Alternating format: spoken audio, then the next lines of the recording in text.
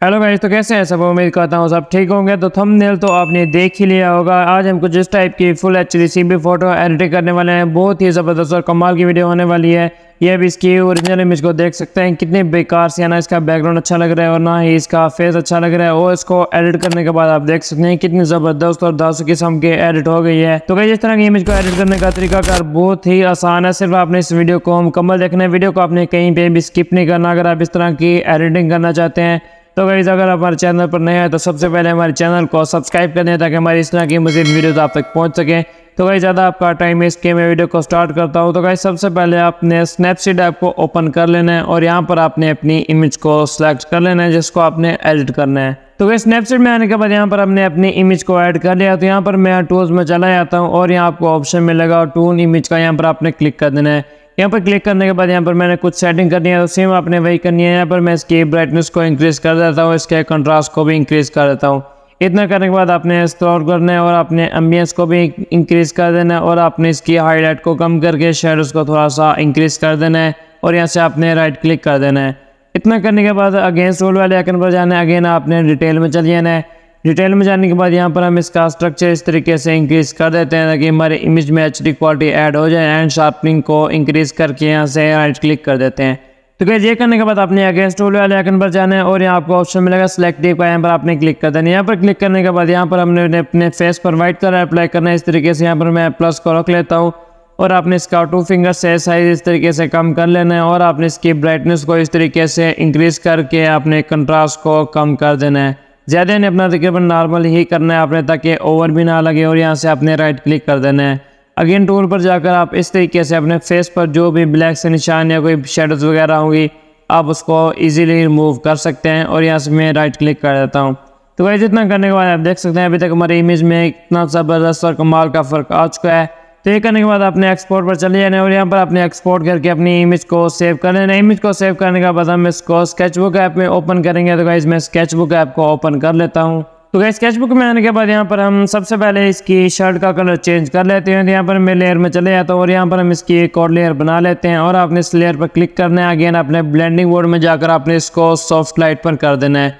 इतना करने के बाद आपने अगेन ब्रश में चले जाना है। ब्रश में जाने के बाद यहाँ आपने ट्रेडिशनल में आकर मीडियम ब्रश को सिलेक्ट कर लेना है और आपने इसका साइज इस तरीके से थोड़ा सा बड़ा कर लेना है और यहाँ से आपने कलर कोई भी सिलेक्ट कर लेना है जो आपने अप्लाई करना हो और आपने इसको इसकी शर्ट पर कुछ इस तरीके से अप्लाई कर देना है।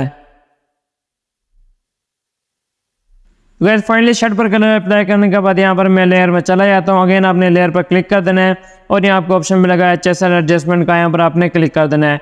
यहाँ पर क्लिक करने के बाद यहाँ पर आप इसके शर्ट का कोई भी कलर रख सकते हैं। तो यहाँ पर मैं ये वाला ग्रीन कलर रख लेता हूँ जो मैंने थंबनेल में लगाया हुआ है और यहाँ से मैं इसकी सैचुरेशन को प्लस कर देता हूँ और लुमिनस को थोड़ा सा कम करके यहाँ से मैं डन कर लेता हूँ। वह जितना करने के बाद मैं अगेन लेयर में चला जाता हूँ। अगेन अपनी इमेज को सिलेक्ट कर लेना है। इमेज को सिलेक्ट करने के बाद आपने ब्रश में चले जाना है और यहाँ आपने नीचे सॉफ्ट समझ ब्रश आपने इसको सिलेक्ट कर लेना है और आपने इसकी सेटिंग में चले जाना है। सेटिंग आपने इसकी सेम यही रखनी है। फ्लो को आपने 6 पे एंड स्ट्रेंथ को भी 6 पे और साइज आपने अपनी इमेज के हिसाब से रख लेना है और आपने इसको इसके फेस पर कुछ इस तरीके से अप्लाई कर देना है। आप देख सकते हैं कि ना ज़बरदस्त और कमाल की हमारे फेस पर स्मूथिंग हो रही है। तो गाइस, आपने कहीं पे भी जल्दी नहीं करनी है, आप आहिस्ता आहिस्ता से आपने स्मूथिंग करनी है। जितनी आप आहिस्ता से स्मूथिंग करेंगे आपकी इमेज में उतनी ही best and HD quality add होगी।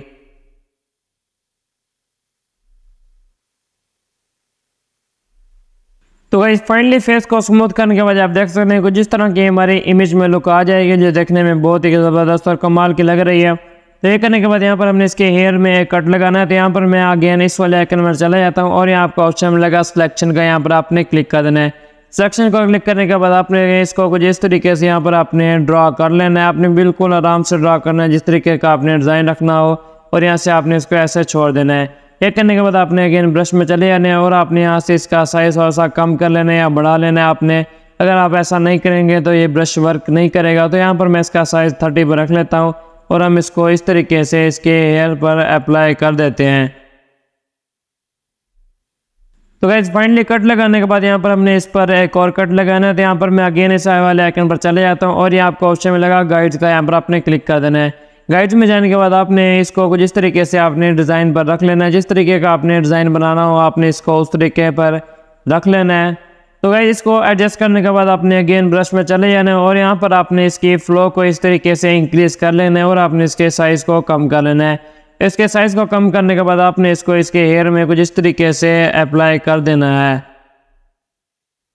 तो गाइस ये करने के बाद सिंपल हमारा यहाँ पर इतना ही काम था। तो यहाँ पर मैं शेयर पर जाकर अपनी इमेज को सेव कर लेता हूँ। इमेज को सेव करने के बाद हम इसको पिक्सार्ट ऐप में ओपन करेंगे। तो गाइस मैं पिक्सार्ट ऐप में चला जाता हूँ। तो गाइस पिक्सार्ट में आने के बाद यहाँ पर हम सबसे पहले इसका बैकग्राउंड चेंज कर लेते हैं। तो यहाँ पर मैं ऐड फोटो पर चला जाता हूँ और यहाँ पर हम अपना गैलरी से एक बैकग्राउंड ऐड कर लेते हैं, जिसका लिंक आपको डिस्क्रिप्शन में मिल जाएगा, आप वहाँ से आकर डाउनलोड कर लें। तो गाइस यहाँ पर मैं ये वाला बैकग्राउंड ऐड कर लेता हूँ।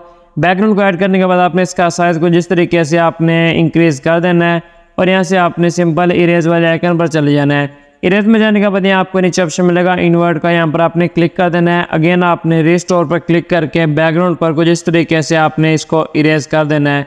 आपने इस तरीके से इमेज को जूम कर लेना है और आपने आहिस्ता आहिस्ता से बैकग्राउंड को इरेज करना है ताकि कहीं से भी हमारी इमेज ख़राब ना हो। तो गाइस मैं इसको थोड़ी जल्दी से कर लेता हूँ ताकि वीडियो ज़्यादा लंबी ना हो।